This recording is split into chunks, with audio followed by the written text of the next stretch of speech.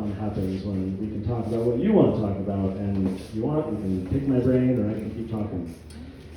I'm going to start with, I think, the biggest thing that's been happening the past few days, and the biggest potential for freedom after COVID-19, and that's in education. And as I'm sure you all know, Governor Herbert has issued his centrally planned top-down solution of masks for everyone in K through 12 schools, even in rural schools that are in the green and whatever color coding they're using now. Even though kids are basically perfectly safe from COVID-19 and they don't transmit it, they don't get it. That has been the best marketing program for homeschooling that I can ever imagine. I homeschool my children. I am a product of public school, by the way. Sorry, I jumped in too soon. Let me maybe share a little bit more about myself so you have, I guess if you're here, maybe you already know a little bit about me, but Libertas Institute was started in 2011. It's a think tank, it's a 501c3 nonprofit. Think tank is basically, well, if you've heard of the term think tank before, I always like to call think tanks mental institutions, because a think tank, anyways. So we basically sit around all day trying to brainstorm how to change the law, in our case, in favor of freedom. There are think tanks that, are like Democrat socialist think tanks, and they're trying to figure out how to, oppress us every day. We spend our days trying to figure out how to become more free, how we can build campaigns, how we can persuade people in power to adopt the reforms that we're proposing. We've been at that for about 8 years. We've changed at this point, I think, 60 some odd laws, big and small. And we had a lot of fun along the way. We got a staff of about 12 people at this point. Well, actually more. I think we're at like 15 or 16 now. And yeah, that's our full-time job. I call myself a full-time freedom fighter. Along the way, because we homeschool, and I've got 2 young kids, when they were younger, about 5 years ago, I would find myself coming home to want to talk to my kids about what they did while I was gone and share with them what I did while I was at work. And I found myself struggling to figure out how to communicate to my young children what the heck I did all day. Like, how do you explain eminent domain to an 8-year-old, right? Or democratic socialism to a 6-year-old. It was kind of tough. So I went on Amazon and I was like, hey, there's got to be some books, right? Because we're doing the birds and the bees conversation. There's like 83 books about that on Amazon. Like, I'm like, here, just read this. I don't want to talk to you about that.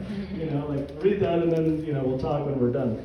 I'm like, clearly something as important as free market economics or property rights or whatever, right? There's got to be books about this, and there wasn't. And so thus the Tuttle Twins was born.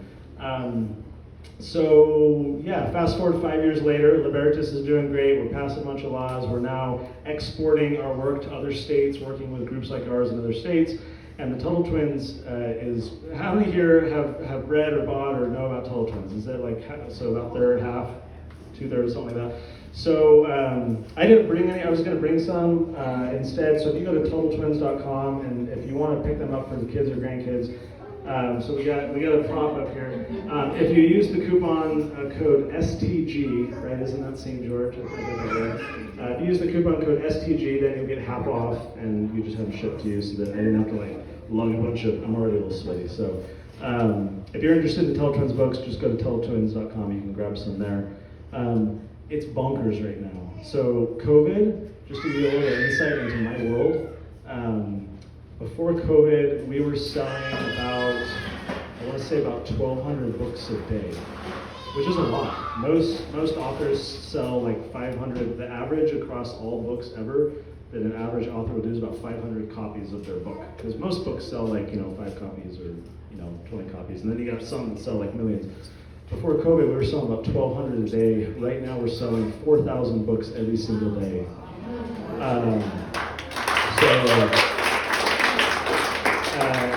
Tons of people wanting to homeschool, right? Tons of people fed up with what they're seeing around them. And so it seems like a perfect opportunity. So which leads us back to that first time with education. So the governor issues this statewide mandate.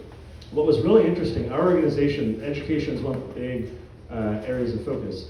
And we've been monitoring this really closely, talking with policymakers and principals and school board officials, trying to figure out what the fall is going to look like in terms of public school, right? And even private school to some extent. And we've been planning on doing a poll to try and figure out what parents are going to do in the fall across Utah, right? How many were doing public versus homeschool, charter school, private school last year, and then what does that look like next year? So we're trying to figure out, okay, when's the right time to do a poll? When should we kind of get our finger on the pulse of where the public stands? And then along with that, just literally 4 hours before Governor Herbert made his announcement, my team and I were in a meeting, and we were planning a campaign for how to encourage more people to opt out of the system, how to encourage more people to homeschool. We were going to do a billboard. We had a website name put together. I met with the Harmon brothers. If you know who they are, the big marketing agency. They're doing a Teletoons cartoon with us.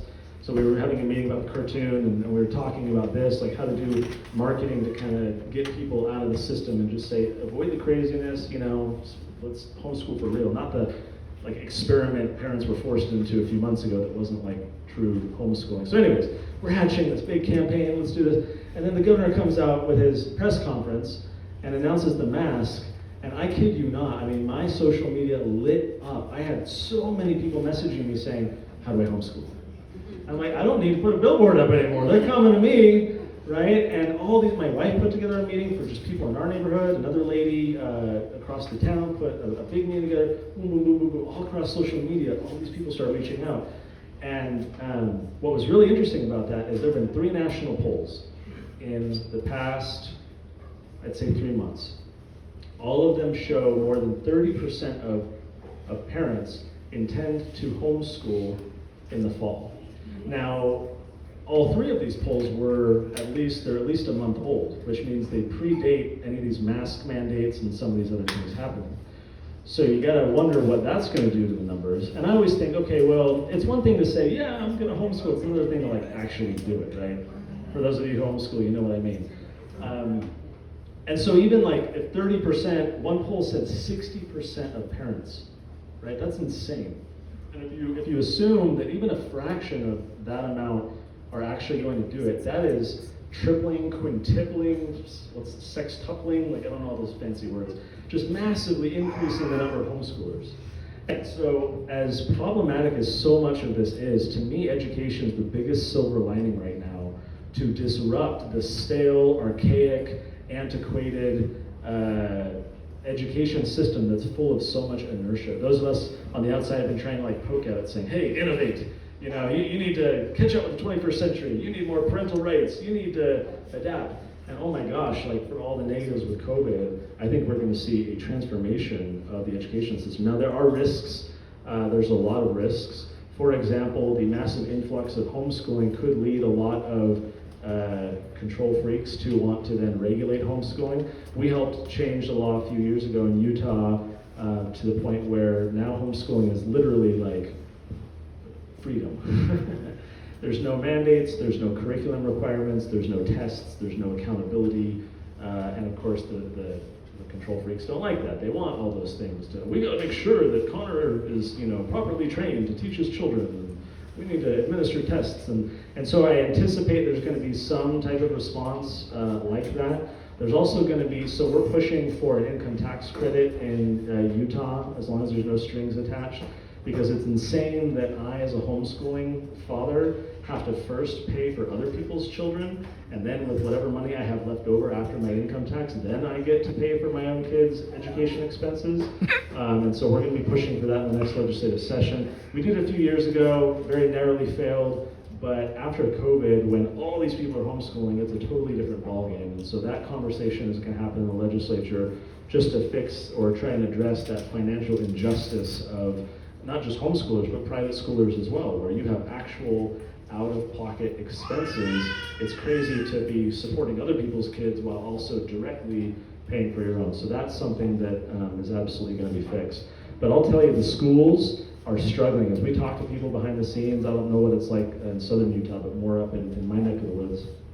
As we've been talking with some of the folks putting these plans together, it is not going to be pretty. I don't know if any of y'all have kids or grandkids in public school, but masks, social distancing, sanitizing everything, temperature checks all the time. It basically is something out of a dystopian film to see what this is going to be like in some of these classrooms. And so they're going to try. Schools are required by August 1st to announce their plans of how they're going to do this. And a lot of people want the schools to reopen, but I anticipate that either they're going to fully close again if the case numbers continue to go up, or that so many parents are going to be like, this is not working, right? They're going to try because they want to go back to work and they want the free babysitting and whatever. They sincerely think that that's the best thing for their child. They give it a try and they're like, okay, my kid's miserable. He's not really learning anything. Let's try something else. So I'm actually excited to see the disruption in education. I think this is going to accelerate a lot of the potential innovation in education than far faster than what we would otherwise see. So I think there's a lot of opportunity, specifically in the education arena. I think I wrote down 5 things that I wanted to bring up to make sure that we cover. That was the first one. Okay, the second one that probably a lot of people in this room are concerned about is, I'll call it bodily autonomy. Right? There's a lot of concern about like a vaccine mandate, right? If there's a COVID vaccine, if you really get into the science, it appears, I'm no scientist, but I'm trying to keep up with layman's terms and trying to read everything. It appears that COVID-19 has already mutated at least once from the initial strain that came out, which is why you're now seeing articles coming out about people who had it being able to get it again. Right? And just like the flu, there's always a different strain. And so in fact, when you get a flu shot, for those of you who do, maybe in this room there's like one person who gets a flu shot, I don't know. But if you ever got a flu shot, the people who are developing the flu shot, they're literally guessing at what strain of influenza is going to be the prevalent one because it mutates, right? That's just how it works. And so it appears that that's happening to the extent I understand it with COVID already. Nevertheless, there are several companies trying to manufacture a vaccine, and there's a lot of concern in a lot of quarters that this is going to be something that's mandated. I see some head nodding, so maybe that's a concern that some of y'all share in here.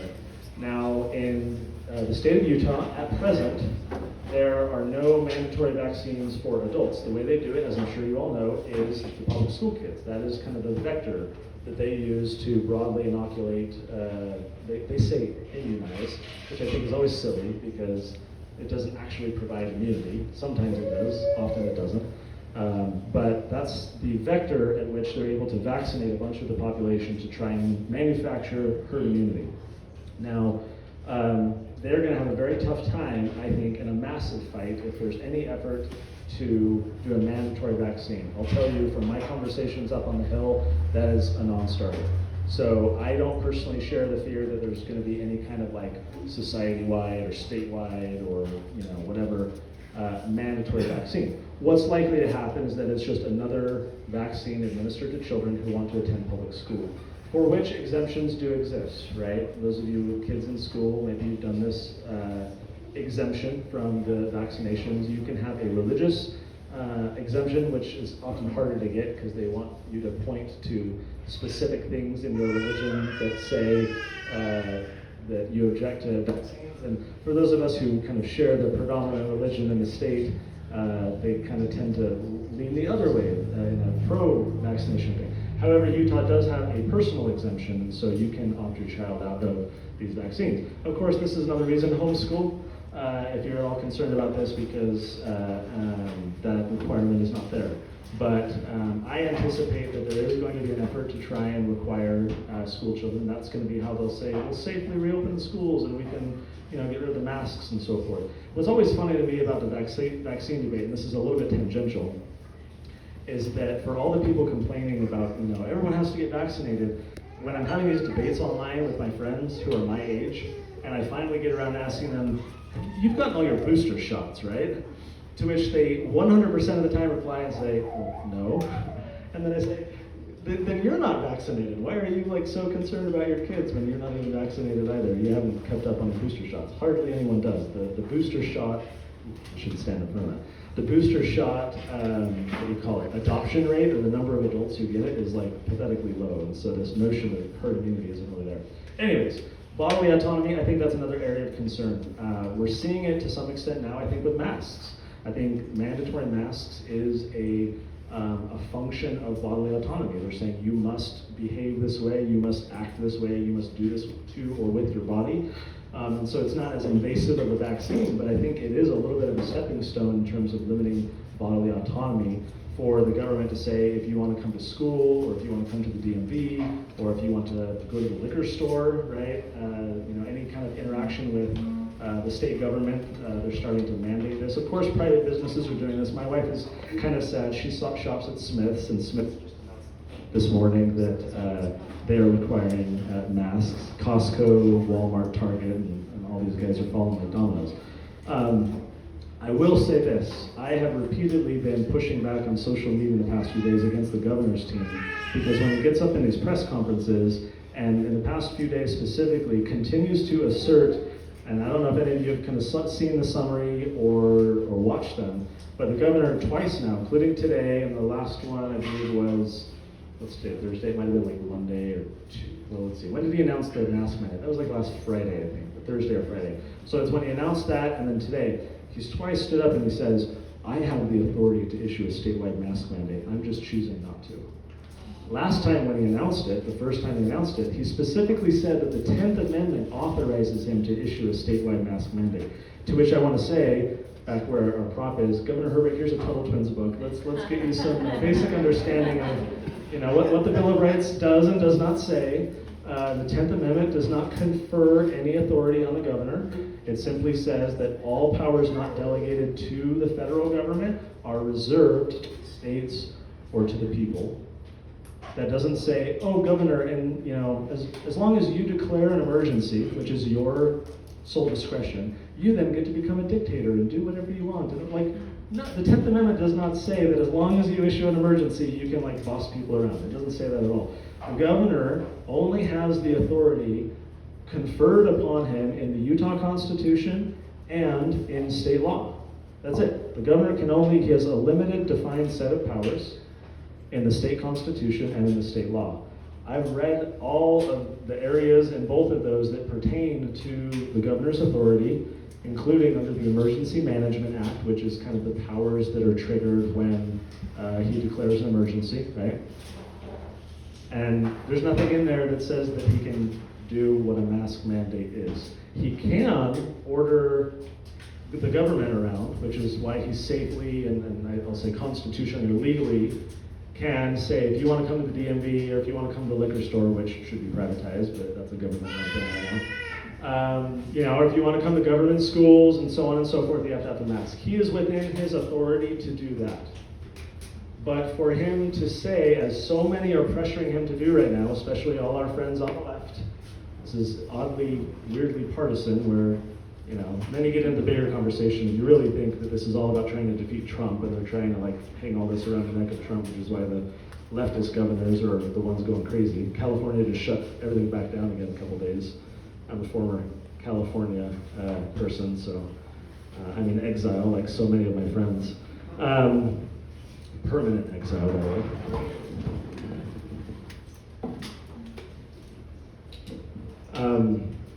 However, the governor does not have authority to issue a statewide mask mandate. He may try, and I'll tell you that we are in discussions with attorneys who, on their own initiative, not ours, but we're talking to them, are planning litigation, a lawsuit, against such an order should it arise. There are also some conversations about potential legal action to prevent mask mandates in schools. However, I think a lawsuit on that issue is on shakier ground because that's a government thing, and so I think he's more legally sound in doing that. Also, I don't know that the mask mandate is going to last very long. A lot of you either have or have recently had young children. Requiring them to wear a face diaper for 6 hours a day is not going to be very successful. They're going to touch it, they're going to move it, they're going to trade it with other friends. Yours has Pokemon. Oh, hey, mine is right? This stuff is not going to work very well. We know how children are. Why do we expect that they're going to be submissive and compliant and sit there and not play with their face diaper? I used that term in an op-ed the other day in the Deseret News, and my mom texted me after and said, I'm using that term from now on, face diaper. It's excellent. All right, Mom. So the governor is on the cusp of doing it. He said last week that if the numbers, if the case numbers go above whatever he said, 500 or 800, then I may, reconsider. And so he continues to proclaim and reserve to himself the authority to issue a statewide mandate. I will say that as much as I and many of us would probably object to a statewide mandate, under state law, the local public health officials have near dictatorial powers during a public health emergency. When a pandemic is declared, when an emergency is declared, current state law written decades ago, back when they used to write very broadly and they didn't know what they were doing very well, not to besmirch the wisdom of our forefathers, but this particular law that was written decades ago is horrible. It literally basically just says public health officials can issue whatever orders they want that are in furtherance of public health. Like, broadly speaking, sir. So all state law, statute law has to be pursuant of the state constitution and also compatible with the U.S. Constitution. Where in the state constitution makes that law legal? Great question, and feel free to interrupt anyone else. Interrupt me with questions. I'm a very informal person, so don't feel like you need to wait till the end. So thank you for the question. The question was, I'll repeat for those in the back. The question was stated that state law has to be pursuant to and consistent with the state constitution and the United States Constitution. So where in either of those constitutions does this authority exist for these local health officials that we're talking about? Now, this is the awkward thing about the state constitution. If you've read it recently, good for you. If you haven't, I wouldn't recommend it. I call the Utah Constitution an uninspired and uninspiring document. It is what it is. Cobweb I'm walking through. This is an authentic, barn. This is great. All right, getting the full experience here. Now, the problem with state constitutions is that they are basically the inverse of the U.S. Constitution, and this is a huge problem. The U.S. Constitution, like the 10th Amendment says that we just said, we delegate, or our forefathers, delegated to the federal government certain explicit powers, right? And then they wrote the Constitution, and then there was this big debate about the Bill of Rights. Do we need it? Do we not need it? There was this whole question of are these 10 amendments necessary? And there were a lot of people who worked on the original Constitution and said, we don't need those. The Constitution clearly only delegates certain powers. Can you imagine America in 2020 without the First Amendment and the Second Amendment? I think we'd be okay with the Third Amendment. I don't think we have soldiers being quartered in any of our homes recently. But the Fourth Amendment, holy cow, I mean the NSA and everything they're doing on our phones, and Fifth Amendment, eminent domain, I just can't even imagine what America would be like and the growth of government without the Bill of Rights.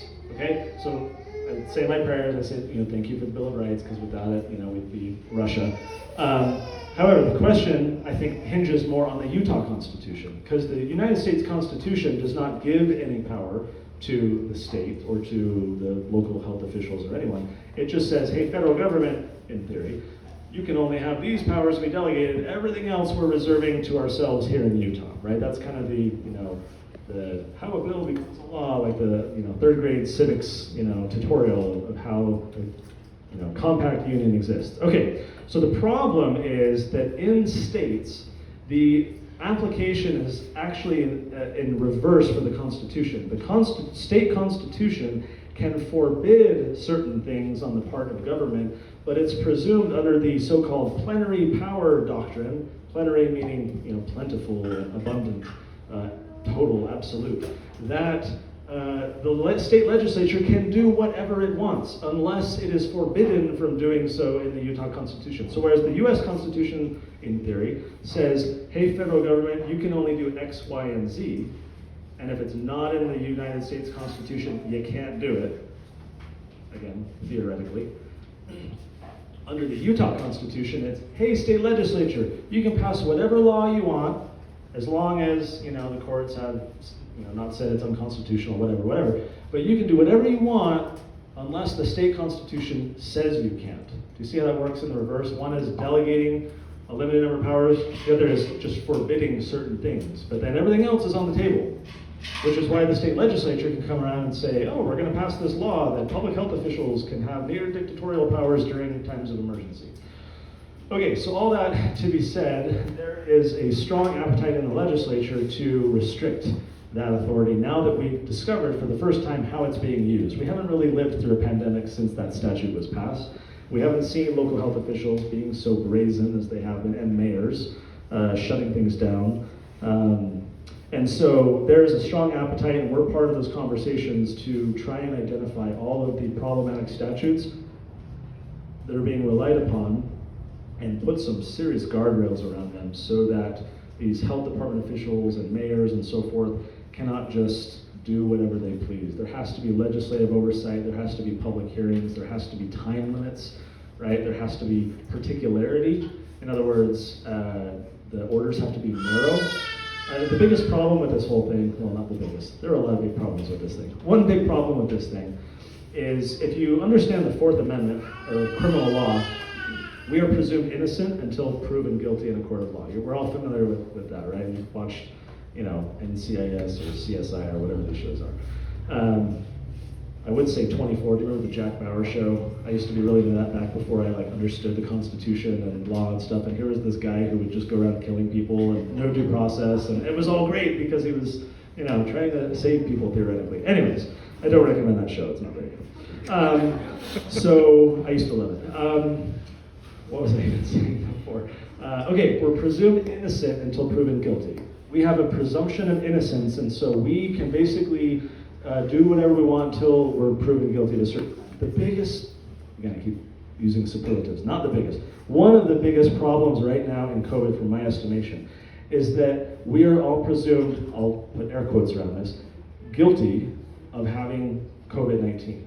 We're all presumed to be infectious and thus subject to quarantine. Right? Quarantine is for sick people. Quarantine is, hey, we've identified Larry over here in the corner, right? He's looking very sickly. I can take his temperature with my remote gun, right? He's got a high temperature. Okay, now we're going to narrowly quarantine Larry because he's sick and make sure that he doesn't spread. That, as much as they might not like it, that's at least appropriate because it's narrowly tailored to someone who's been specifically identified as being a potential problem.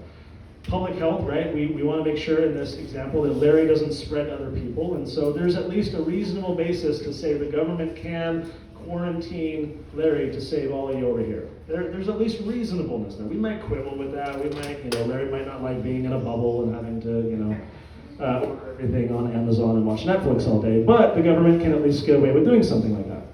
The problem becomes when the government says, well, I don't know if any of you are sick, but you might be. So we're going to quarantine all of you. And you can't gather with more than X number of people, and you have to wear a mask, and you have to do all these things. We're going to boss you around. That's where the government really starts to lose its footing. And so, as I said, these attorneys that we're talking to are basically waiting for the governor to try. And when he does, there may be, some kind of legal showdown. So, back to bodily autonomy, vaccinations. Yeah, maybe. I mean, honestly, there may be no vaccine. There's some being developed. There's some being fast-tracked. But it's quite possible that there is no COVID-19 vaccine that comes out, even though a lot of people are anticipating that. So there may not be a mandate. Just like with the flu shot, I mean, it's understood that it's not guaranteed and therefore it's not mandated kind of thing.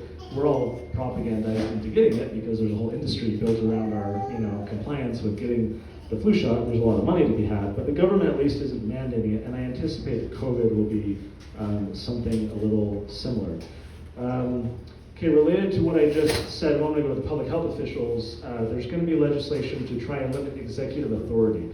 I can think of no bigger problems to our freedom than having one person being able to issue this statewide mandate of his own accord and modify the behavior and control the actions of, how many are we in Utah? 3 million? I don't even know. 3 million? Something like that. So there's going to be several pieces of legislation trying to restrict the authority of the governor, which is always awkward because then he has to sign the bill. And we're going to have a new governor, unless Huntsman tries to mount his, writing campaign. It's going to be Governor Cox. And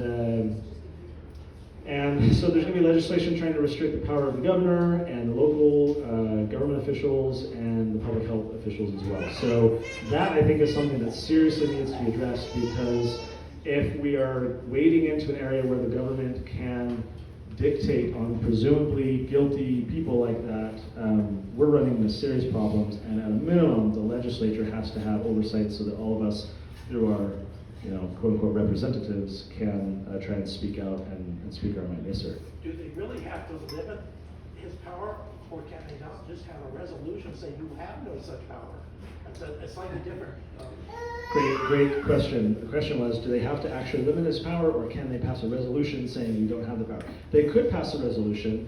A resolution, it has the same legal effect of sneezing. So it's just a mother may I and a fart in the wind, and that's basically it. So they would have to pass a law explicitly, because the governor, I mean, think, if you're the executive, you have all this power, and you're going to do what you think is best. And you're going to find every opportunity with your, folks on your staff to wiggle around. Oh, but that doesn't quite say this way, so we can get around it by doing, right? They have to be very explicit and go in there in very, minute detail and say you can't do this, you can only do this. Here's when you can do that. And so that's the route that they're going to have to go to micromanage executive authority. I think there was a hand over here, or maybe not. Yes, ma'am. Actually, is anyone challenging those numbers in regards to cases? Because I've heard that they're kind of played with, and it's across the world, actually. I mean, is anyone stepping up to the plate on this? So the question was, is anyone pushing back on the count of cases and deaths? I think one of the main allegations is that they overcount deaths and say, oh, grandpa died in his sleep, but he had COVID, and so we're going to count it as a COVID death and that type of thing. So in Utah, I don't think that challenge exists, and I try and ignore national news as much as possible for reasons I'll get into in just a moment. I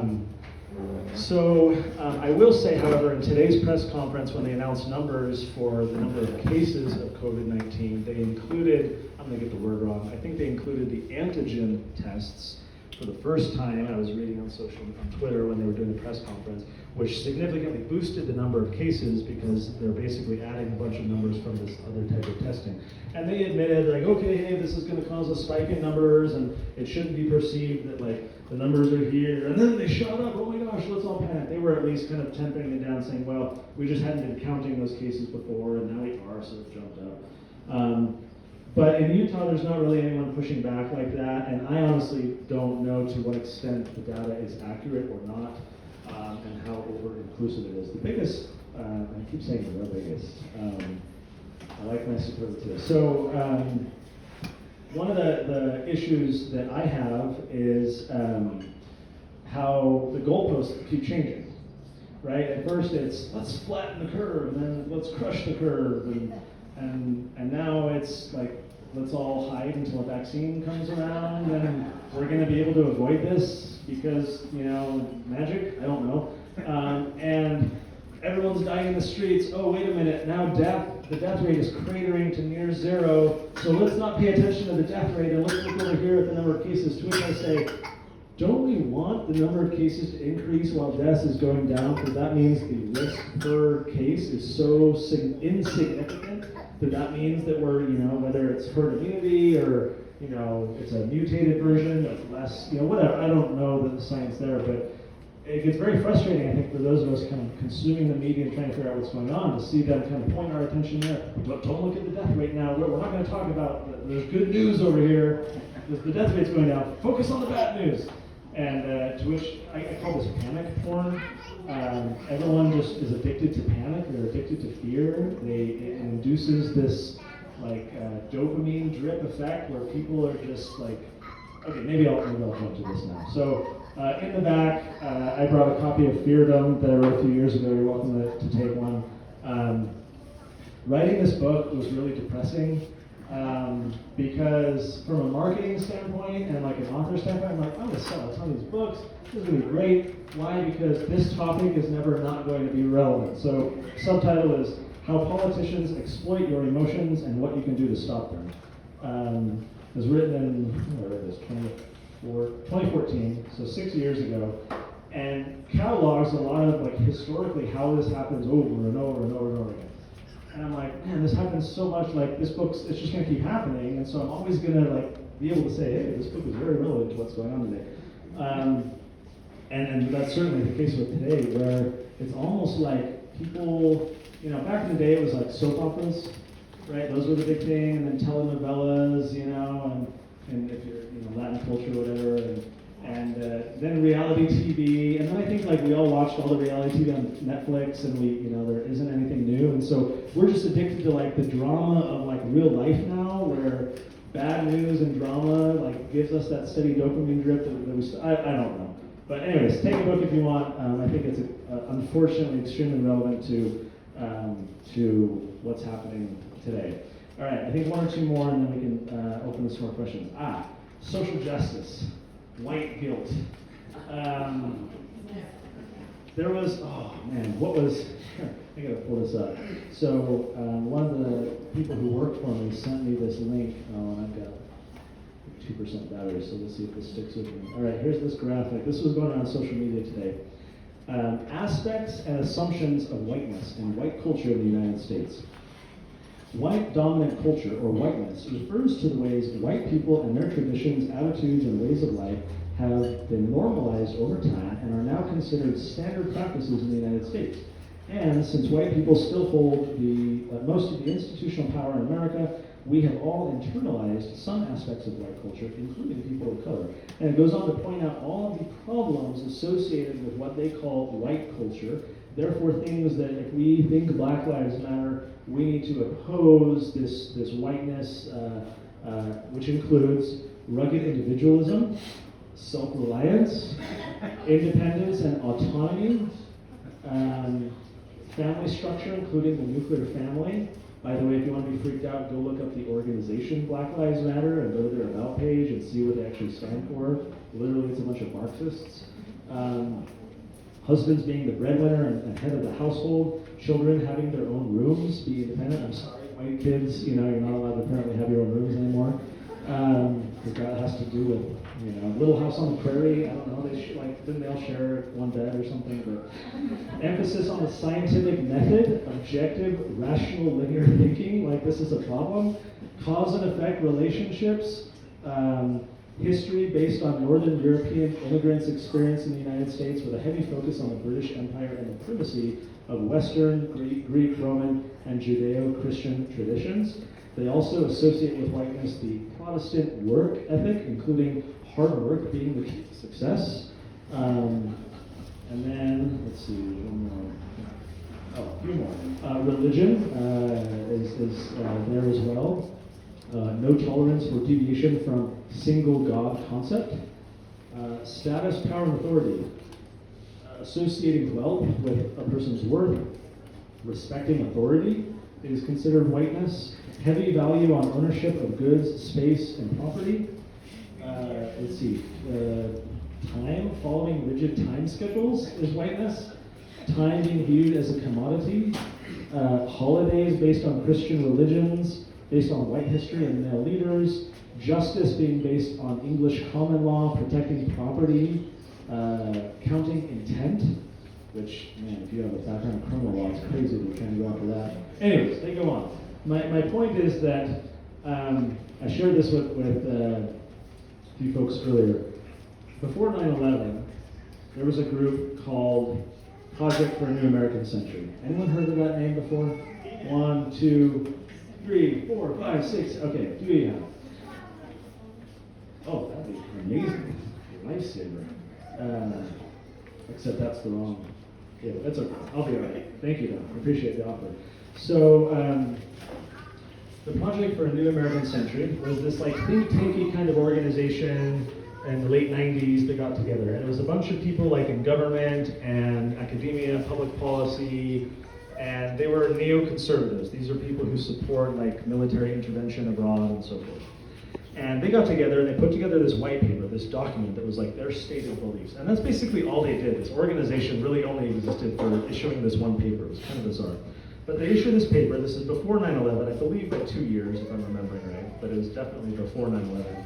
In which, in this white paper, they talked about the need to galvanize the American public in support of foreign intervention, military intervention, for which they needed, and I quote, a new Pearl Harbor.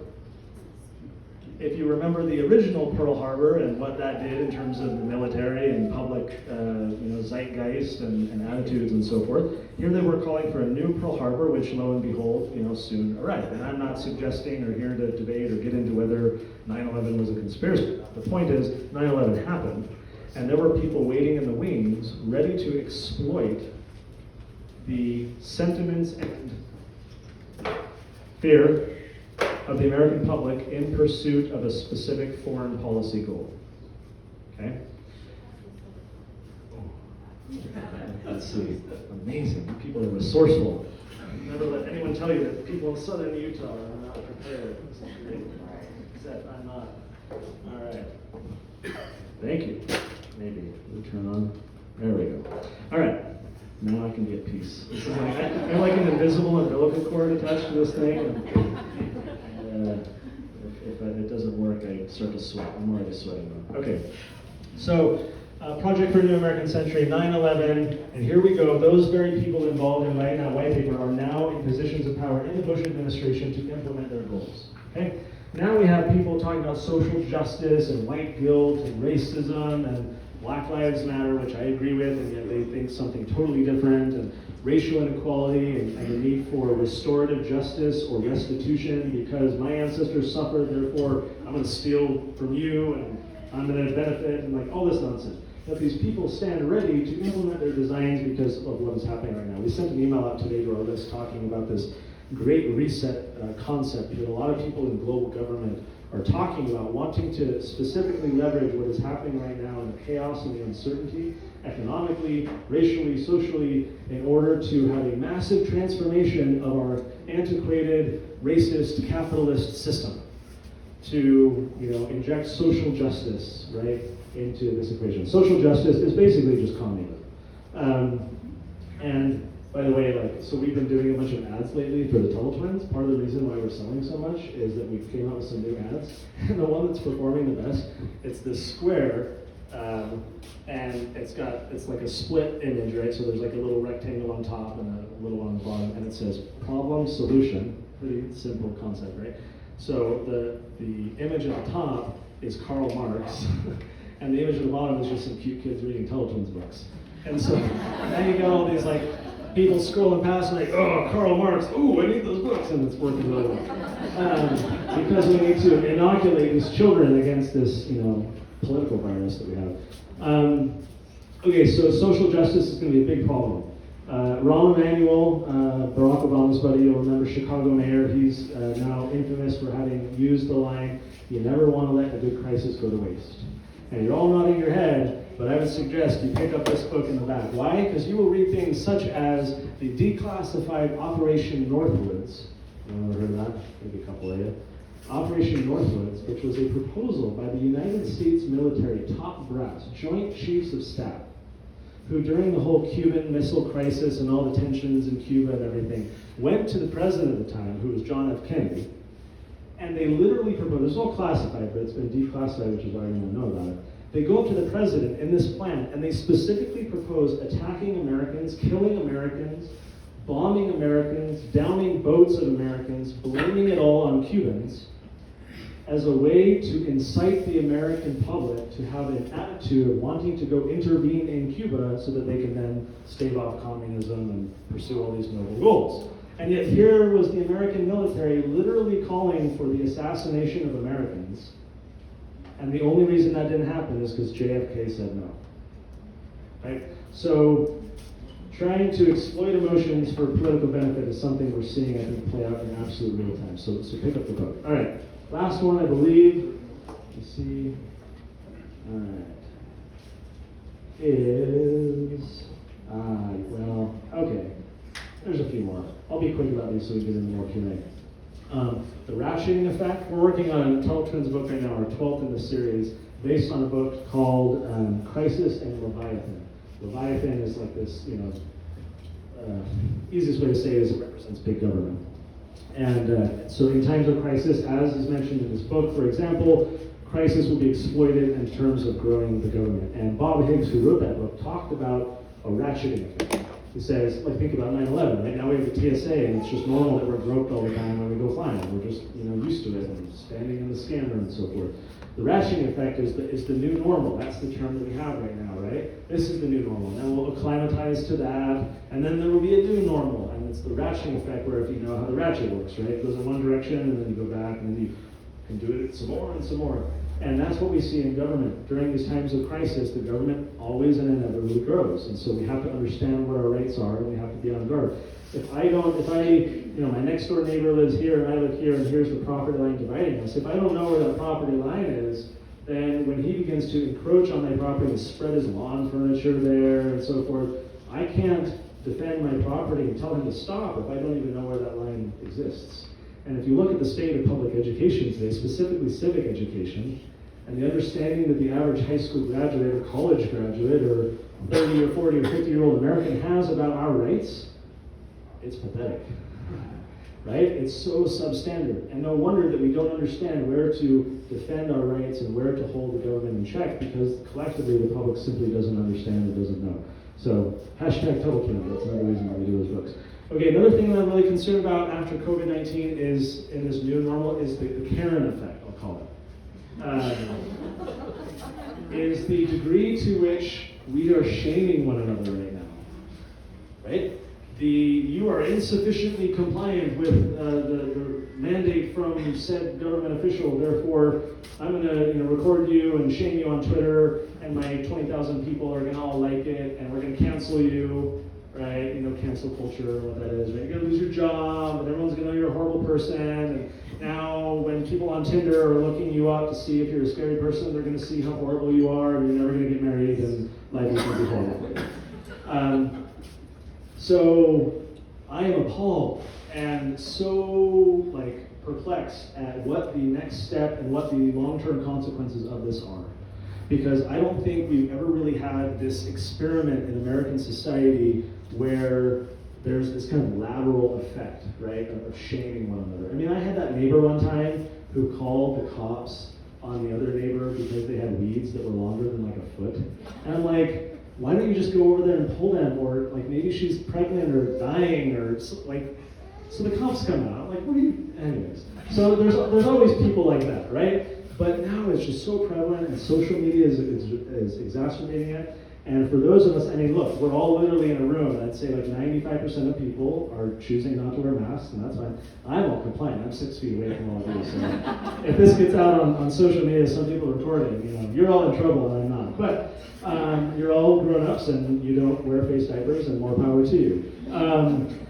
But the point is that the mob goes nuts about this kind of stuff, and those who go against the grain, those who think and act independently, those who question sources of authority, even public health officials, and the data that who knows if it's accurate, and all these kinds of things. Now those of you and us who dare to push back against that narrative, there's this mob ready to attack. And there's no compassion, there's no humility, there's no seeking of understanding, there's no tolerance, which is insane because, I thought the left, which is instigating most of this, is all about tolerance, but whatever. They're not consistent, I will at least concede that. But the Karen effect really scares me about what is next. The last thing I'll add is, and it's not quite COVID so much as it is the parallel kind of policing issue, which is really prevalent right now. We just did and released a poll, so if you go to libertusutah.org, you can find the poll results. There's a lot of concern right now about racism in policing, excessive force, and all this kind of stuff. And so this issue has kind of come parallel to COVID. Apparently you can't catch COVID if you're protesting outside, but you can't go worship in church apparently, but you can, worship, I don't know what, democratic socialism in the streets. But that's going to be another big topic for the legislature as we move forward, and so that's something that we're tackling. So I thought I'd tack that on the end. I am usually an optimist, especially because of the Tuttle twins. It's very much kind of inspired me to be more optimistic about the future and see so many kids and frankly their parents learning these ideas and trying to get that better foundation so that they do know where that line is, so that when it comes time for them to resist or make a decision or flee California, like some that they'll be better to do so. I'll tell you, when I watch the news, I am depressed as all get out. And that's intentional. Again, read the book. And so I don't watch national news. I haven't had cable in 20 years, and it's been the best decision ever because they want us to be scared. We make horrible choices when we're scared. We do not assert our freedoms when we're scared. We seek a savior when we're scared.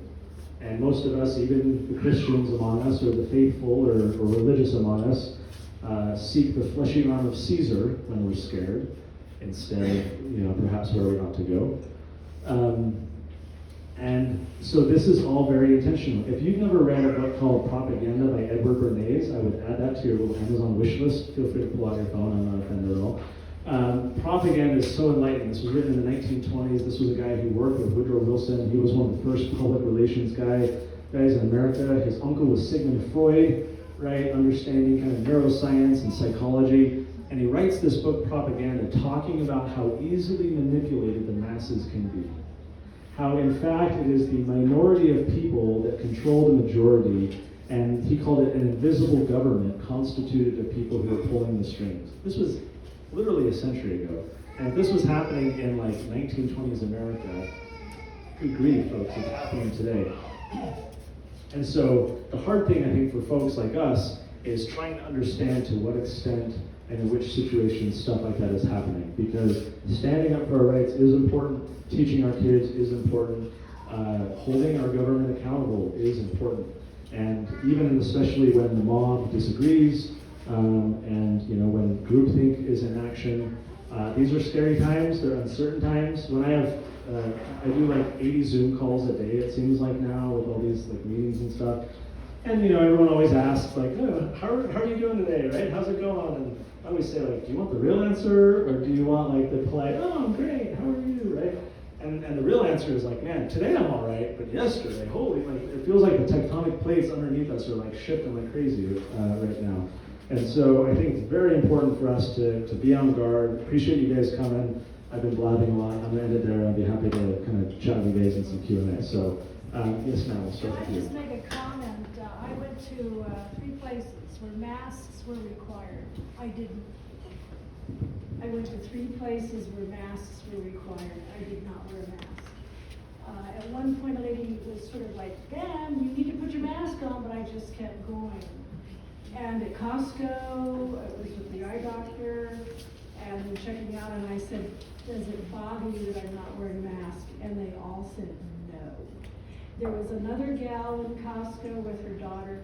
She refused to wear a mask, and she was shopping. So I think if we can just, even though it says by, Smith's, same thing. I went to Smith's, went shopping, didn't wear a mask. I think we need to at least make that effort. If we just assume, oh my gosh, it says I need to wear a mask, I better wear a mask. No, we're just be part of the sheeple. We need to really make our statement, be polite about it, and I was. And I went to a doctor facility. She put her gun to my, I call it the gun to your head, getting us used to a gun to our head, so I put my finger to her forehead. And she was like, "What are you doing?" And I just had a smile. And then she said, "Oh, your temperature's over, it was like 110 outside." She said, "Oh, you're over 100, you just sit down over there." I just went to the elevator, pushed the button, and went up. I'm just saying, we don't have to be sheeple. Talk to me later. We'll draw up the adoption paperwork. He can be my new adopted mom. Yes, ma'am. I have a question. You are doing amazing, and I so appreciate it. And I hear all this stuff, and it's like when our president or different announcing, we've got to fight for what's right, gotta do this, what do we really? What would you suggest as common vote we can do that is the best thing to help everything that's going on, other than just being frustrated? Great question. The question is, what can the average Joe do rather than just be frustrated? What can actually be done? The first thing I would say is, so our group is responsible for passing the medical marijuana law in Utah, and some of you will say congrats, and others will say shame on you, but whatever. It is what it is. We passed the medical marijuana law in Utah, and The way we got that done is by, and I'll even back up, we actually mimicked the LGBT community. The reason why LGBT rights have just totally shifted in one direction is for one reason and one reason alone. And that is the comfort level of individuals in that community to be public about themselves. Because in a very short amount of time, when all these stories were coming out, suddenly everyone had a coworker and an uncle and then sister-in-law and it personalized that issue for so many people that there was kind of a tipping point. We did the same exact thing with medical cannabis. We did a big campaign to identify patients, and we had them and helped them share their stories and be public. It normalized the issue, it personalized and individualized the issue to the point where the polling just drastically shifted. I bring that all up because I think one of the best things people can be doing right now is being public with their rational, calm thinking. I called it panic porn. There's just like this fear disease going around, and so many people are so scared. And I know a few people that I'm thinking of right now that I think exemplify this well. They're on Facebook, they're on Instagram, they're on, whatever. And they're just calm. And they're talking about the data. They're talking about the competing claims. Well, the CDC said masks aren't the good idea. Now they're saying they are. And they said we can't get it on contact surfaces. And then they said, simply calmly present. You can't be conspiratorial. You can't be fringy. You can't be rabid. Right? Because imagine if someone came to you 10 years ago before you were woke like you are now, right? And someone tries to cram all this stuff down your throat. You're going to be like, whoa, hey, I don't want to be around you. You're crazy, right? And we're all crazy. So we need to temper our craziness. But I think the best thing that can be happening right now is simply be public with your thoughts. Be willing to engage publicly, because I've seen so many times in the past few weeks when there's a Facebook thread, for example, that's going kind of crazy.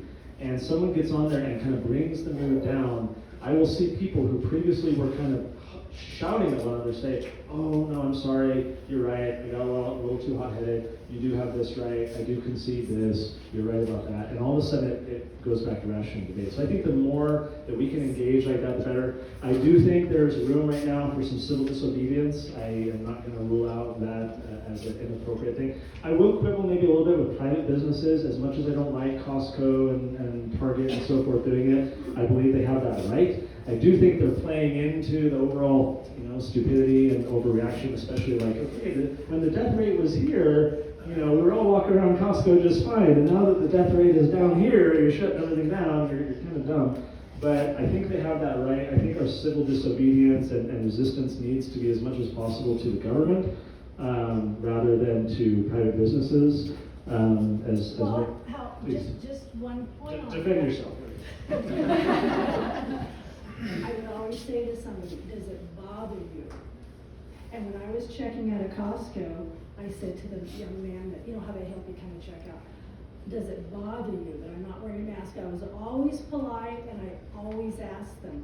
And when they said no, then it was okay. Sure. Yeah. I wasn't out there being aggressively, I'm not going to wear it, I appreciate that clarification. I was more thinking of, there's a group up north that has been staging apparently weekly, they call them flash mobs, but no one's flashing anyone and there's no dancing or anything. And so they just all descend on a grocery store that has said masks and they try and make a stunt, and anyways.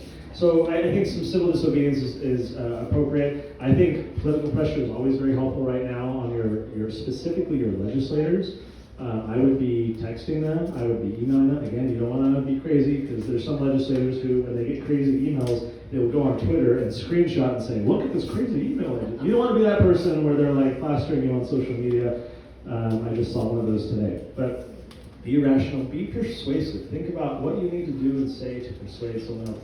And just engage, because the biggest problem I have in what I do, honestly, is that I know there's so many people out there who agree with what we're doing and the way we think and so forth, but they're quiet. And the people who are most vocal are the people who say that individual self-reliance is whiteness that should be opposed for some reason, right? Like, those are the people who are vocal, and so I think those of us who believe in freedom need to be a little more vocal. Sir. And to piggyback off of this, for those of us, and maybe some of you feel the same way, what would be your suggestions for when we're engaged in emotional fatigue?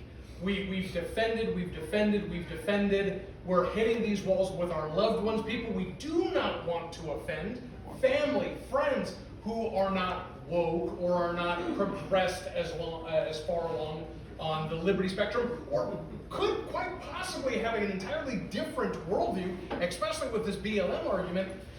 Are there coping mechanisms or something constructive we can do when we're engaged in that emotional fatigue, where I admit I'm guilty of just saying I'm going to be apathetic right now, I'm going to be a 1960s hippie and just chill. Not Netflix and chill, just chill. So to that I would say, and speaking from personal experience, having alienated initially many people years ago, that I had to repair those relationships and so forth. I used to be kind of the machine gun keyboard warrior, right? Like, I saw this comic once, I have it saved because it epitomizes what Connor 10 years ago used to be like. And it's this guy sitting at a computer, and it's dark, right? And the glow from the computer's in his face, and a little peak of light comes in the corner, the door is open back in the corner, and the wife is peeking her head in and saying, "Honey, it's late, come to bed." Has anyone seen this? No? Okay. And the guy says, "Not now. Someone's wrong on the internet."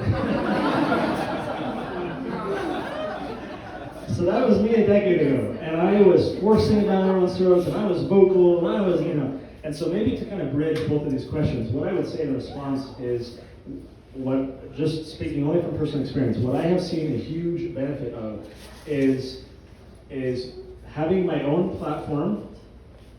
This can be a blog, like for me in 2005 and 6 it started as a blog. It can be a blog, it can be a podcast, it can be a book club, it can be weekly Facebook Live videos where you just chat with people who want to come on, right? Endless options, letters to the editor, whatever.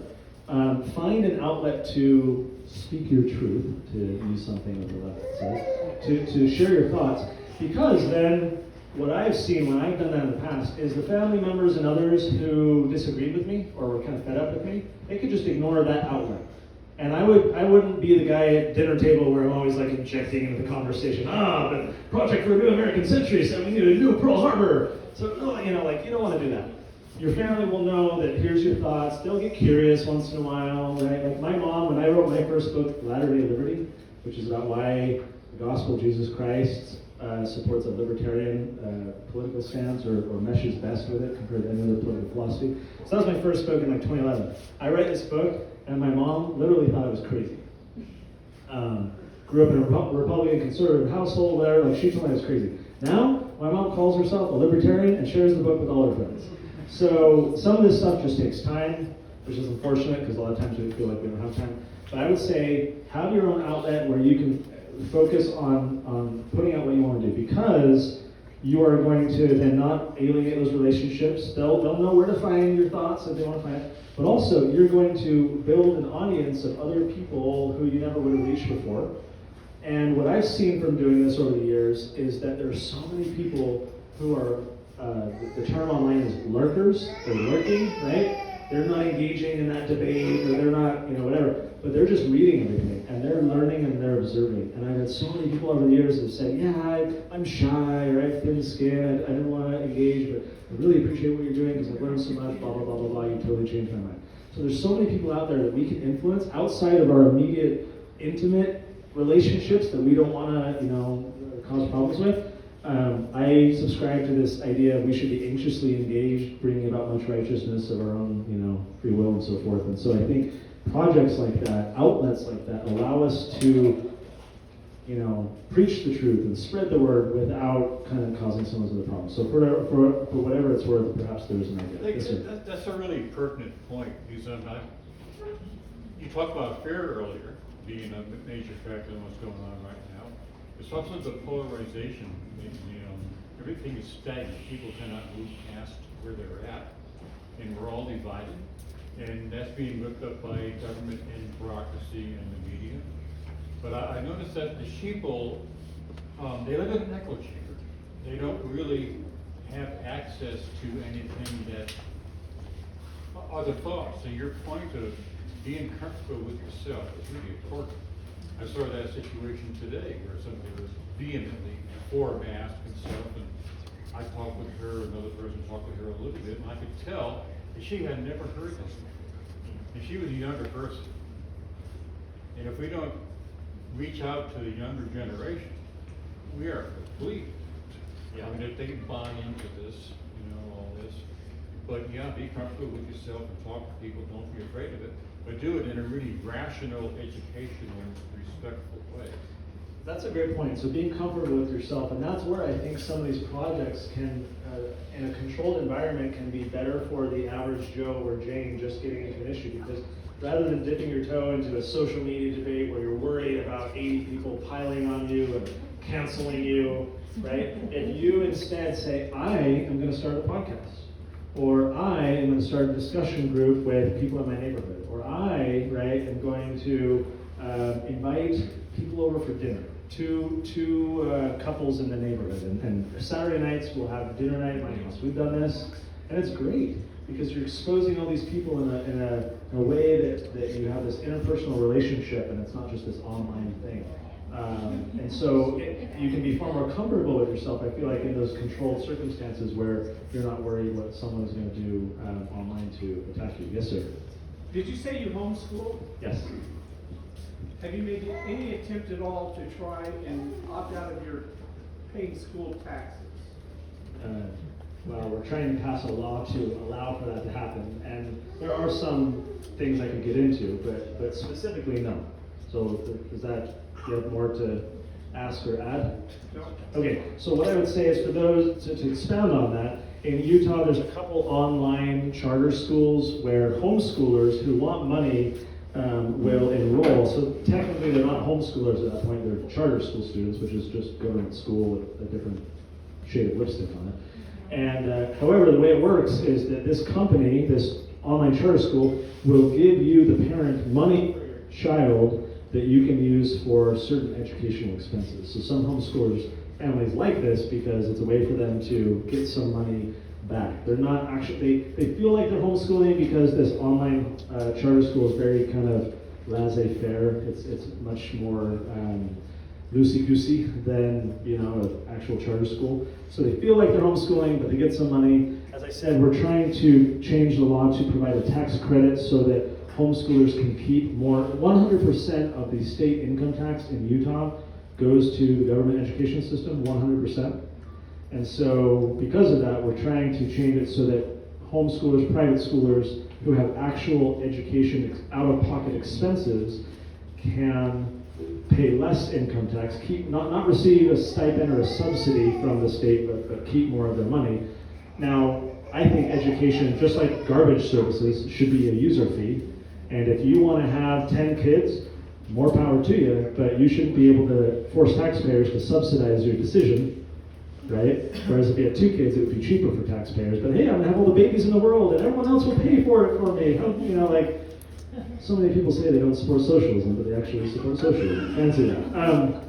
So I think education should be a user fee. If you want to benefit from the government services, just like your trash can, I think I'm not equating kids with trash. I'm going to get a tweet later about that or something. But anyway, so there's some limited options. We're trying to expand on them. We did just pass the special needs scholarships. So starting next year when it's implemented, kids with special needs will be able to come out of public school and get $5,000 to $7,000 for education. Special needs is kind of fairly broadly defined. Anyone who would qualify for an IEP, individualized education program. So that's another option for the special needs kids. But I think far more needs to be done. Sir, before you, I need to go to this gal over here on the front row. Okay, so my question is, what are you going to do, because already we're the state of Utah, I'm on the state school board, and already the state of Utah is going after what's called a Rethinking Education grant from the federal government. Betsy DeVos already talked about that if the schools aren't allowed to open, then what we need to do with that money is allow parents to take it and use it where they feel best, which I'm like wolf sheep's clothing, because that's going to come with a lot of strings attached.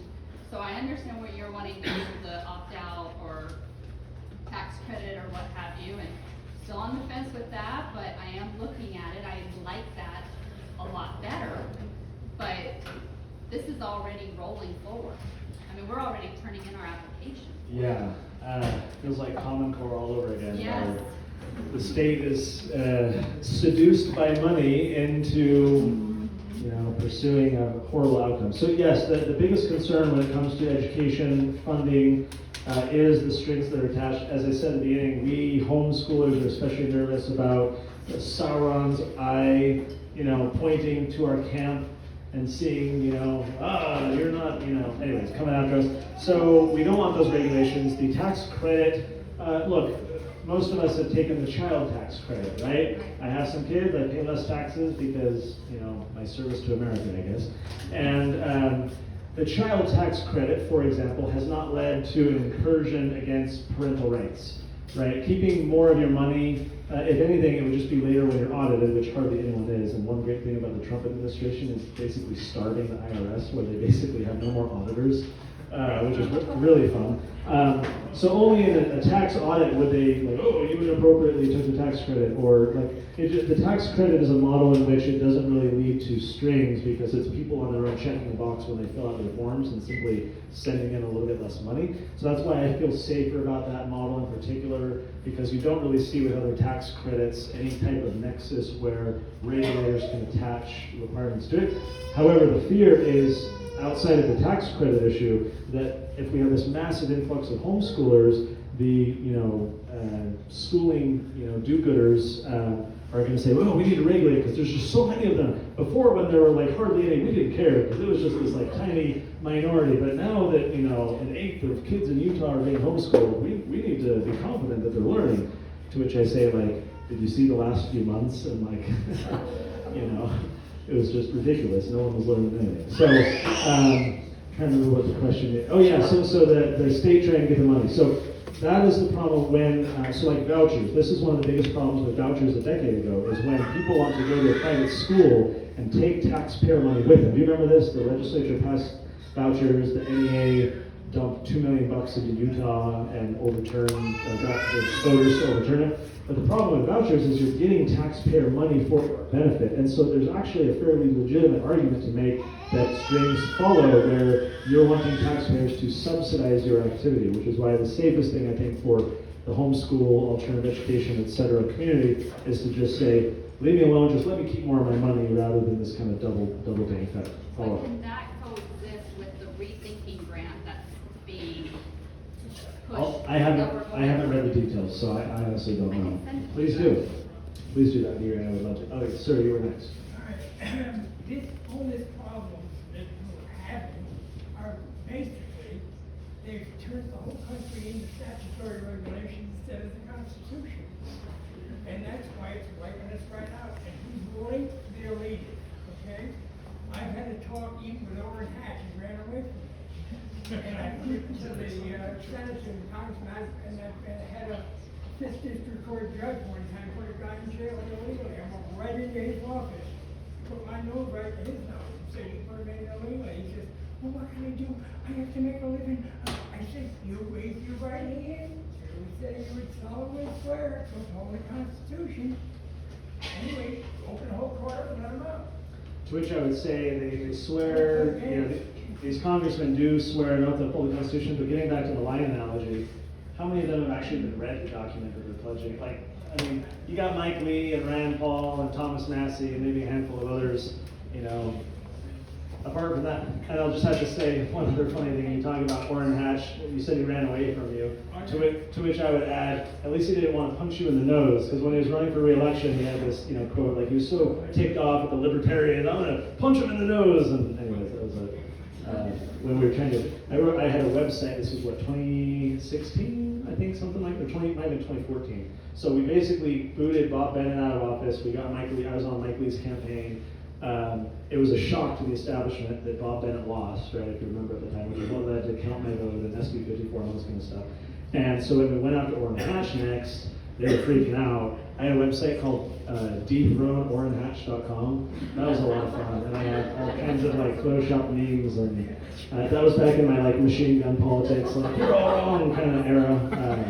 The website no longer exists, but maybe on the Internet Archive you can find it. Yes, sir. Question. Well, never heard this idea brought out before, but knowing how the left likes to dumb down our school children, you make them dumb so they have to be led.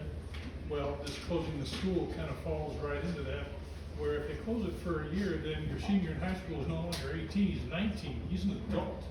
How often is a 19-year-old going to want to hang around and go through high school? So if they get 20% of them to say, oh, bag it, I don't need it, and walk away, they've affected the school system and the educational level. And it doesn't do it for just 1 year, it does it for 12, because we've got 12 years worth of kids in the system that are all going to be older because of that shutdown. Is that a possibility? So that's a great question. I think what's more likely to happen for the seniors is that they're going to be pushing them either to kind of early graduation or taking the GED. Right? I don't think that they're going to say, okay, you all need to come back and like redo another year or anything like that. I do know that a lot of folks in the different school districts are very cognizant of these types of problems. And that's why I think there's going to be kind of this more systemic transformation, because they're trying, like, okay, here's a perfect example. I got an email yesterday from a mom who sent an email to her school, to the principal secretary, saying, hey, we're homeschooling. The secretary replied and said, the principal has asked, and you could clearly tell that like this was a copy and paste that they send to everyone in the circumstance. The principal has requested that I provide you with some alternatives to consider before you withdraw your child from school. We're very concerned, and we want to make sure that best thing can be done for your child. And so here's some of the things. Come talk to us. Maybe we, and they're trying to like prevent this exodus from the public school system because they're worried in a lot of respects about what that's going to be. However, the one thing that the education system, and I hesitate to even call it the education system, it's a schooling system.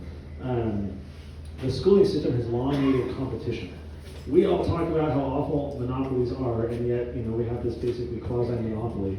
And so the best thing that can happen for the school system is competition, which again is the silver lining I feel like right now, because so many people are going to leave the system, even if only temporarily, that they're going to experiment with all kinds of alternatives that are going to put market pressure, right, on the public school system to try and innovate and adapt. And so they're going to have to accommodate stuff like this. I don't think it's going to be this like chaotic thing that you're referring to, because the easiest thing at the end of the day is to just pull the child out in the senior year or whatever year and go take a GED and be done with it, as many people are. How well does the GED get you into college? How well does the GED get you to college? So to that I would say just fine. There are many people. Yeah. How well does college prepare you for actual life? So Other than you're plugging a book we did last year called Skip College. You can find that on Amazon. A nice bold title. That was a fun one to write as a college graduate. But yeah, people with GEDs can get into college, but people without GEDs and college diplomas are getting jobs left and right just fine, or even better, going out and start their own. I need to look for, how much time do we have? When do we need to? Okay, we'll take a few more questions. Let's do, is there anyone I haven't talked to yet, just so I'm happy to, okay, go ahead. In terms of the education and taxes and governor with the mask, I think don't ever underestimate the arrogance of our bureaucracy and our legal cycles. They tend to want to go towards more control. We tend to want to go towards less control. And I don't see anything mixing, except that you stand up and you be strong about yourself and you be vocal and you organize. That's probably the most important thing, is everybody in this room here might think the same thing on one issue, but there's no organization on that one issue. So like without that, that's the one thing that the left has, is they are afraid to organize. Yeah, we need a community organizing on the right, and I just decided I'm standing here from now on. So I'm gonna make a friend. You're not 16. Yeah, I'll be all right. Go ahead. How much should government be involved in the public health? How much should government be involved in public health? So that's a great question. From our review of the law, and I guess just a bit of common sense, our proposals, we're talking with legislators, is that public health officials should have no power. They should have only advisory recommendations to elected officials who have at least some theoretical accountability to voters. So in other words, a public health official shouldn't be able to quarantine Larry over here in the corner and put him in a bubble with Netflix and Amazon. But he should be able to go to the mayor and make a case and say, we have these reasons to believe that, you know, Larry is infectious and blah, blah, blah. And it should be up to someone with a little bit of voter accountability to be able to make a decision. So these public health officials, no one knows who they are, no one had any say in the matter of who was hired, there's no due process, there's none of this. And so I'm all for information. I'm all for public health officials being able to say, here's our concerns. You're all adults. If you want to wear face diapers, go for it. If you don't, then that's fine too. But here's information to empower you to make decisions and use your agency. And again, with the kind of presumption of innocence and the narrow particularity of problems,